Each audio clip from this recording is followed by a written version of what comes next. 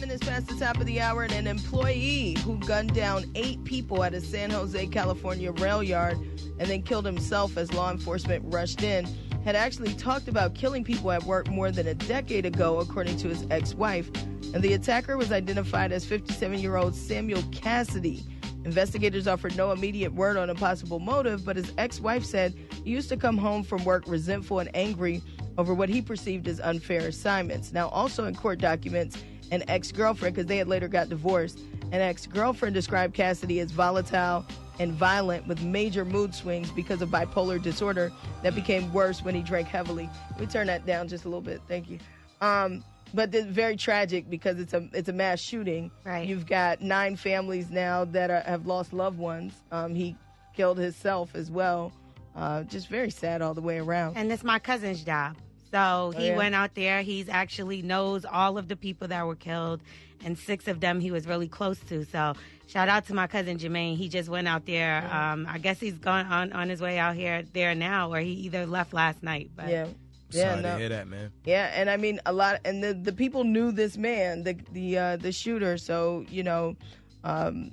it's interesting that you're seeing now all these stories, and they're saying like he clearly had some mental health issues going on for quite some time, and he felt away for quite some time. They also said it was a rumor that he burned his house down before he went to go do it. So he knew that he was going out. Yeah, he knew he was going to do this. And I think a lot of companies that offer counseling and mental health and help, they need to really promote that more within the company, because you have no idea what the person that's sitting next to you, the person that's sitting across from you is going through, and that one thing can make them snap, man.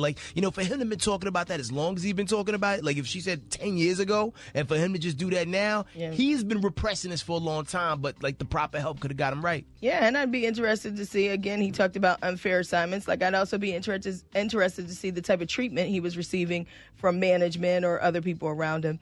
But yeah, prayers up to everybody that lost a loved one in San Jose, California.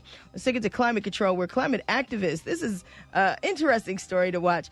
Climate activists have notched 2 major victories over oil companies. Now, there's a hedge fund that's been criticizing ExxonMobil's climate strategy. Well, they won enough shareholder support to oust at least 2 directors from the oil giant's board. Wow. Now, the shakeup marks the first time in modern history that America's largest oil company has faced such a challenge, and it sends a message to other oil companies that investors are not afraid to act on the possibility of shifting away from fossil fuels.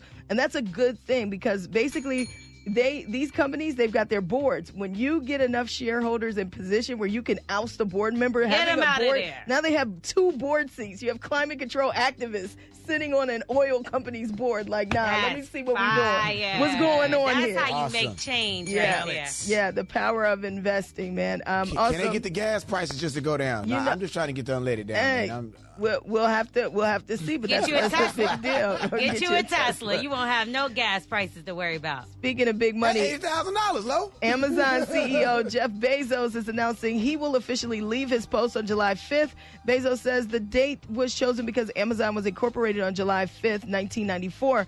Bezos will become executive chairman of the company's board once he departs as CEO. So there's going to be a new CEO in town. We'll see who that is. A new CEO in town. Yes. I mean, here's the thing. When you're worth the kind of money that Jeff Bezos is worth, I mean, how much longer do you want to work, and how much more money do you need? Everybody has a cash out, right? Hey, I don't need to do nothing else. I'm good. Yeah, and I just think it's time for him to move aside, especially as his business has grown into what it is. Sometimes it's good to have a new CEO come in and be innovative, because you can only also be but so innovative as well after a while. Especially when you got nooses popping up all over your facility. Come on, Connecticut. Chill out. And Amazon is getting into the movie business, as we've seen if you got Prime Video, right? The online retail giant has agreed to purchase MGM for about $8.5 billion. They just got money to blow. Amazon was looking for more original content for its Prime Video. In his pocket, okay? Yeah, right. So easy breezy. Congrats to them, and hopefully we'll see more content on Prime Video. Amazon, I got a story for you. Come buy my story. Come on now. Don't do it. Pitch it, Billy. I say pitch it. They might buy it. It's the story of four radio hosts climbing their way to the top. Come on, Bill. One of them got red hair. Billy Lee. Me. Okay. And since we are here a group of people who probably, if we all went to Howard University, would be in the College of Fine Arts. Can I get an HU? You know. Can I get a shout out to all my fellow? I know she tried it. Can we shout out all my fellow Bison at Howard University? They are. We're officially renaming our College of Fine Arts after Black Panther star Chadwick Boseman. That's right. The actor graduated from the real HU Bison. You know. Okay. Sorry. In 2000, he died last summer, of course, at the age of 43 from colon cancer. But former Disney chairman Bob Iger is actually raising money for an endowment named after Boseman. Nice. He's also raising funds for the construction of a new building on our campus at Howard University in D.C. Hook that up, man. Come on now. We've got Felicia Rashad. She's our new dean. Students began circulating a petition to rename the college after Boseman days after he died in August. So, yeah, we're going to be outside of Boseman real soon. Hey, for the that's dope, homecoming. During Angie. homecoming, That's yeah. dope, We Angie. out there. That's On the awesome. yard. Texas Southern We in front of University, we got Bozeman. big news. We got a new Chick-fil-A on campus. So Oh, okay. Congratulations. All right. Nuggets for everyone. I'm Angie You are Ayers what at you Trending eat. Topics. Chicken. Follow me at Go Angie, Bird. all one word on the gram, at Morning Hustle Show. Y'all, wow.